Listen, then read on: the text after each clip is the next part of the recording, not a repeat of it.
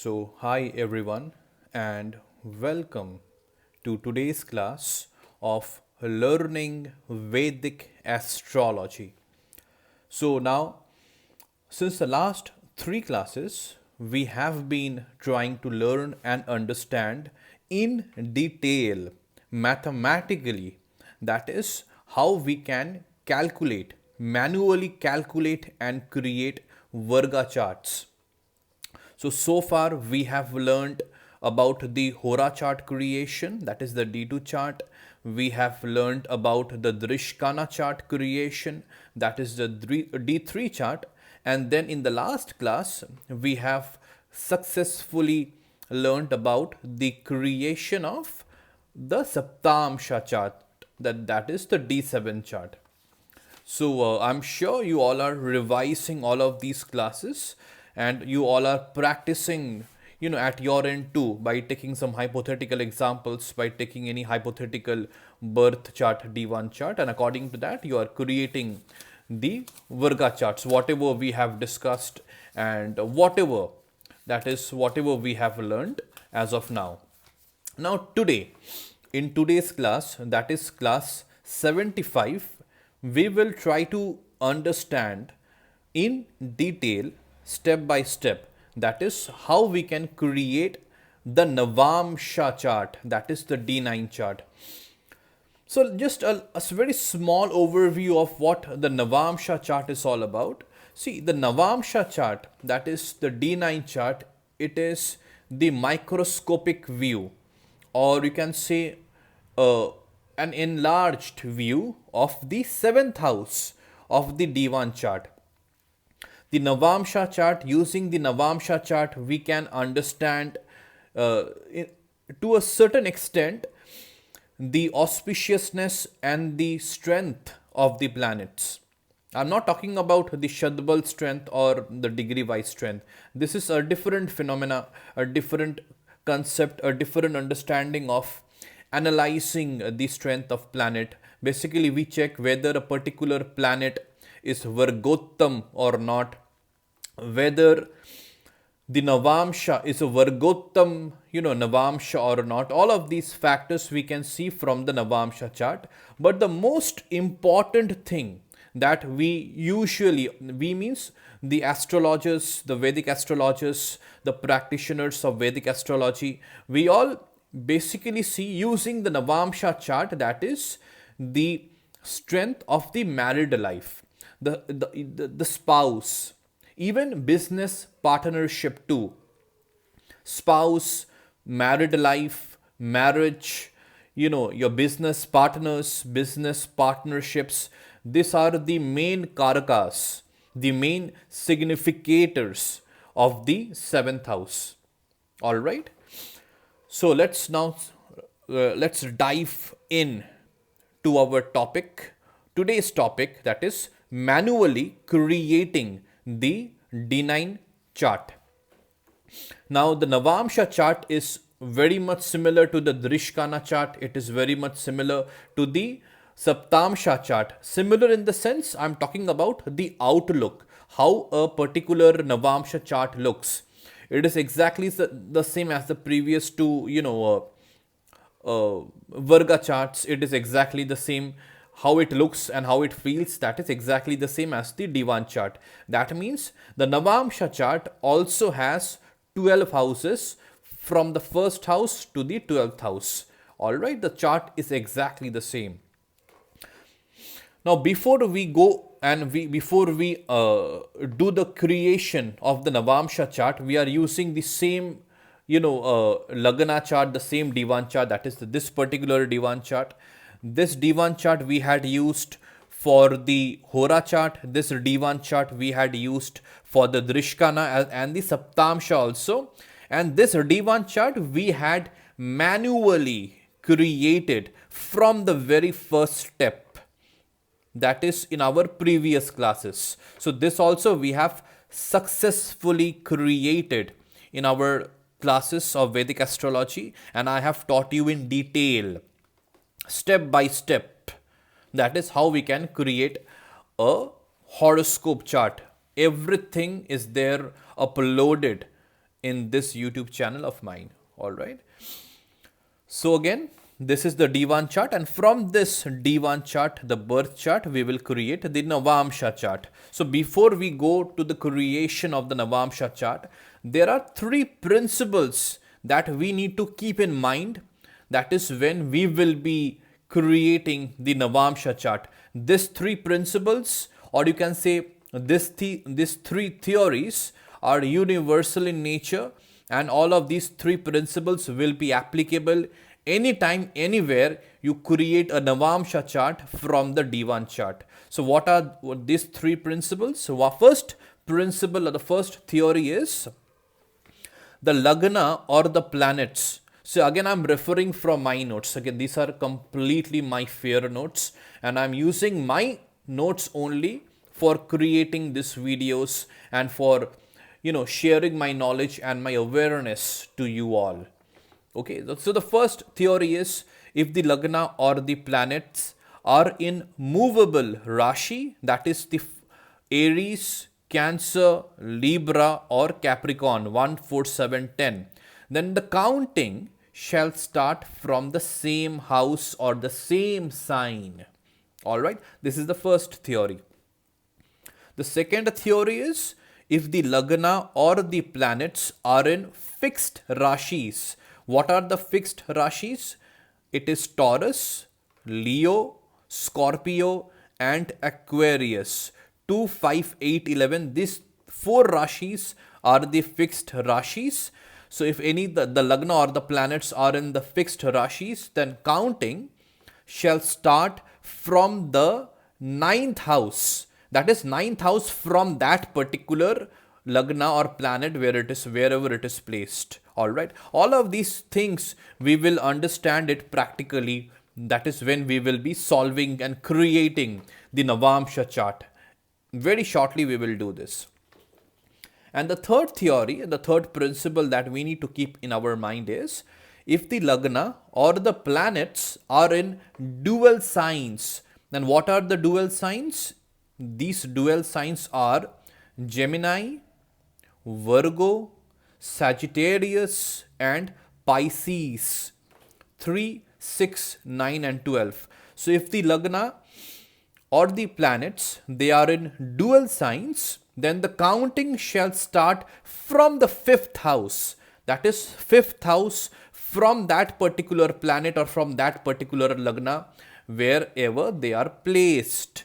So these are the three theories, or these are the three principles universal in nature that we need to keep in our mind whenever we will be creating the Navamsa chart.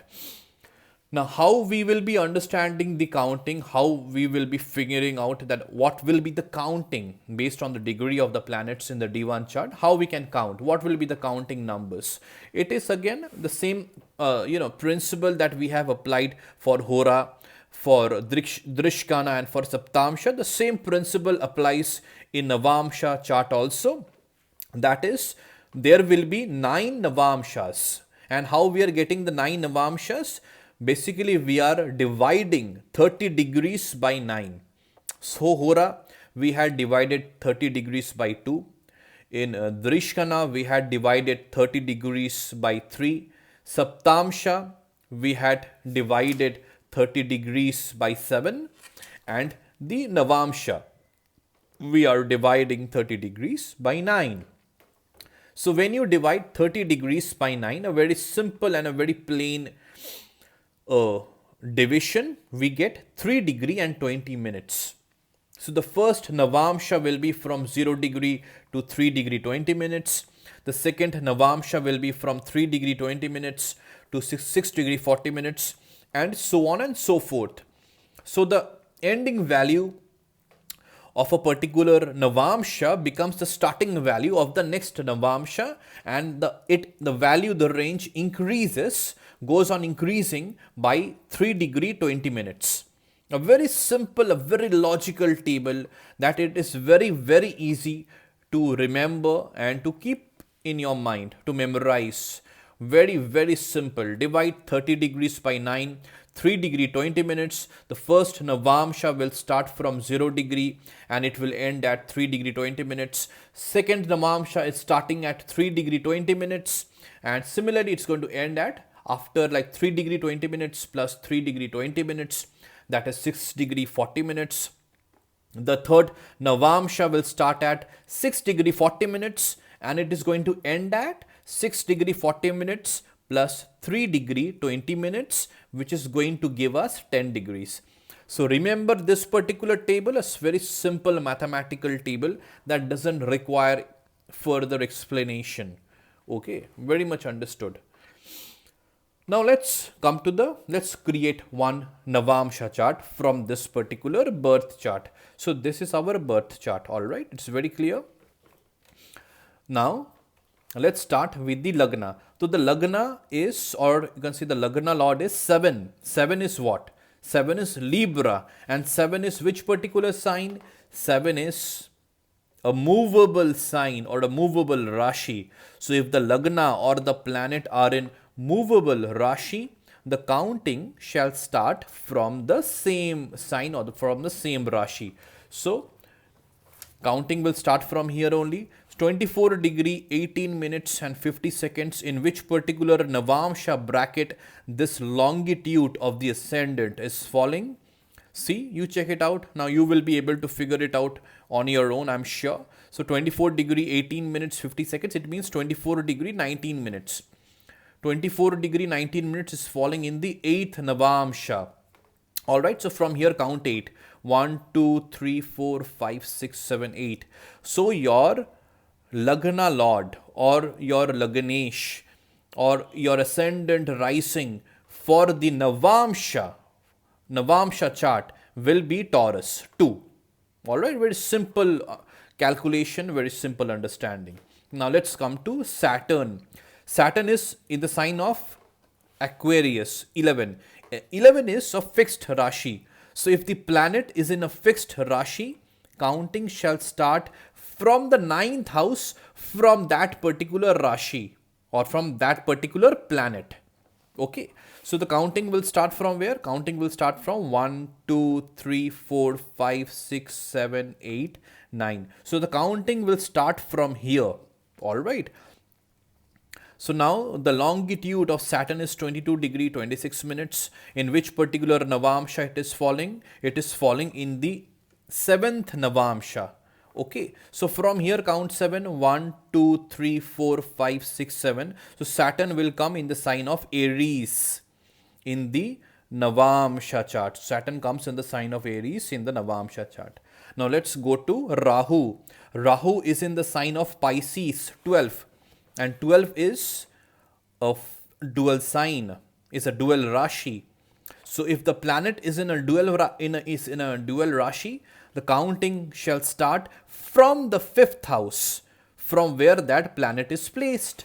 So the counting will start from 1, 2, 3, 4, 5. The counting will start from here. Okay. The longitude of Rahu is 12 degree 41 minutes. Now 12 degree 41 minutes, it falls in the 4th Navamsha. Alright. So from here count 4, 1, 2, 3, 4. So Rahu will come in the sign of Libra in the D9 chart. Rahu comes in the sign of Libra in the D9 chart. So this is how we have placed Rahu in the D9 chart. Now let's come to Jupiter. Jupiter is in the sign of Taurus. Taurus is what? Taurus is a fixed Rashi. So the counting will start from the same house, that is where the planet is placed, where the sign is in. So from here only the counting will start. 24 degree 44 minutes, which is the longitude of Jupiter. Now 24 degree and 44 minutes, it is falling in 24 degree 44 minutes is falling in the 8th Navamsha. So from here count 8. 1, 2, 3, 4, 5, 6, 7, 8. So Jupiter will come in its own sign, in the sign of Sagittarius in the Navamsha chart. So Jupiter, one second. Did I make a mistake?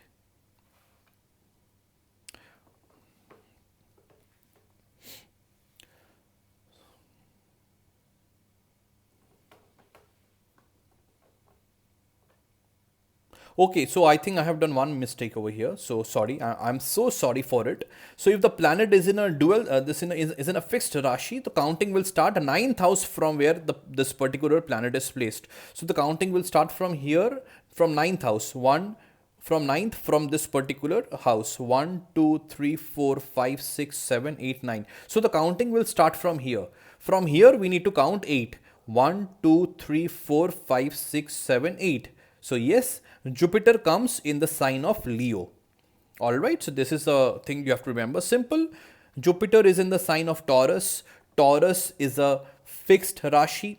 When the planet is placed in a fixed Rashi, the counting will start from the ninth house from where that Rashi or that planet is placed. So count 9 from here. We arrive at this particular house or this particular sign, which is Capricorn. And now the longitude of Jupiter is 24 degree and 44 minutes, which is falling in the 8th Navamsa. So from here count 8 and we arrive at Leo. So Jupiter gets placed in the sign of Leo. Alright, in the D9 Navamsa chart. Now let's go to Mars. So Mars is in the sign of Gemini. So Gemini is 3, right? 3 is a dual sign. So if the planet is placed in a dual sign, the counting will start 5th house or from the 5th house from where that planet or that sign is placed. So counting will start from 5th house from this particular house. 1, 2, 3, 4, 5. So counting will start from here. Mars, the longitude of Mars is 3 degree and 00 minute. 3 degree and 00 minute is falling in the first Navamsa. So from here, so what was it? Like 1, 2, 3, 4, 5 from here. So counting will be from here for like first Navamsa, right? So it is remaining or it comes in the sign of Libra. So Mars here will come in the sign of Libra. All right. So simple understanding. Now let's go to Moon and Mercury. So Moon and Mercury both are in the sign of Cancer, and Cancer is a movable Rashi. So if it is a movable Rashi, so the counting will start from the same house. So the counting will start from here only. All right. The very simple thing. Moon, the longitude of Moon is 12 degree and 24 minutes. 12 degree and 24 minutes, it is falling in the 4th Navamsa. So from here, for Moon, count 4 from here. 1, 2, 3, 4. So Moon is getting placed in the sign of Libra. The longitude of Mercury is 27 degree and 37 minutes. 27 degree 37 minutes is falling in the 9th Navamsa. So from here you count 9. For Mercury, 1, 2, 3, 4, 5, 6, 7, 8, 9. So Mercury comes in the sign of Pisces in the Navamsa D9 chart. Okay. Now, Sun is in the sign of Leo. So Leo is a fixed Rashi. So whenever the planet will be placed in the fixed Rashi, counting will start 9th house from where that particular planet is placed or from that particular sign. So counting will start 9th from here. 1, 2, 3, 4, 5, 6, 7, 8, 9. So the counting will start from Aries. The longitude of Sun is 14 degrees 07 minutes. 14 degrees 07 minutes falls in the 5th Navamsa. Alright. So from here count 5. 1, 2, 3, 4, 5. So Sun is placed in its own sign. That is Leo in the D9 chart also. So here Sun is a Vargottam planet, we can see. So here let's understand what is a Vargottam planet. If a planet is placed in the same sign for a D1 chart as well as for a D9 chart, it is a Vargottam planet. Okay, that means its auspiciousness increases multifold. Again, let's understand this with a bit more clarity. In D1 chart, Sun is placed in the sign of what? Leo. In the D9 chart, Sun also gets placed in the sign of Leo. So the lordship of Sun is same for the D1 chart as well as for the D9 chart. So Sun in this particular horoscope becomes a Vargottam planet. Okay, so this is the concept of Vargottam. So, so in the D9 chart, now you have understood the concept of Vargottam also. So there is no need to create a separate class or a separate video to cover Vargottam. It is being very clearly, accurately covered in our Navamsa D9 chart creation. So now we have the last two planets, Venus and Ketu. Both are placed in the sign of Virgo. So Virgo is a dual sign. And if a planet is placed in the dual sign, the counting will start fifth house from where that particular planet is placed. So the counting will start fifth from here. Okay. So fifth from here, the counting will start. So this is 1, 2, 3, 4 and 5. All right. So the counting will start from here. All right. Now, the longitude of Venus is 07 degree and 53 minutes. 7 degree and 53 minutes falls in the third Navamsa. Okay. So 1, 2, 3. Venus is getting placed in the sign of Pisces in the D9 chart. All right, simple. Count 5 from here, 1, 2, 3, 4, 5. Then from here, count 3 again, 1, 2, 3. Simple calculation. Now, Ketu, the longitude of Ketu is 12 degree and 41 minutes. 12 degree 41 minutes again falls in the fourth Navamsa. So, from here, count 4, 1, 2, 3, 4. So, Ketu gets placed in the sign of Aries. All right. So now we have successfully, accurately, very, very correctly created our manually created our Navamsa chart, errorless, absolutely correct, and there was no need to be reliant on any third party astrological software for creating our Navamsa Varga chart. All right. So this was all in our today's class. So Navamsa, the manual creation of Navamsa chart, the D9 chart from the D1 chart, we have covered in detail in today's class, and also we have covered the concept of Vargottam planets in our today's class too. All right. So thank you so much. And in the next class, we will cover Dwada D10 chart, right? The Dwada Shamsha. So Dwada Shamsha is the D12 chart. I'm so sorry. So we will cover the D12 chart in the next class. So we have Dwada Shamsha chart remaining. We have the Trimsamsa chart remaining. And then we have the Dashamsha chart remaining.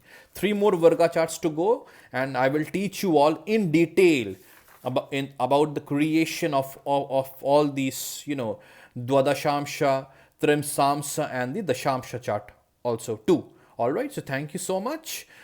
Please rewatch my videos. Watch my videos again and again. Practice it till you are absolutely confident. All right.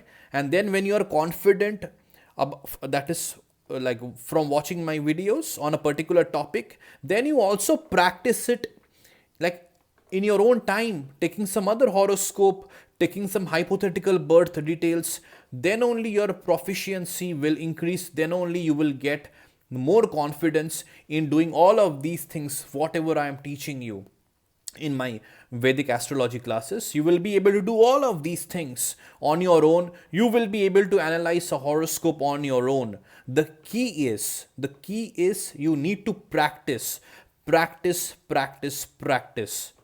All right, till you are achieving that confidence, that real, true confidence you're achieving. All right. So, chalo, let's see you in the next class. Take care. Bye-bye.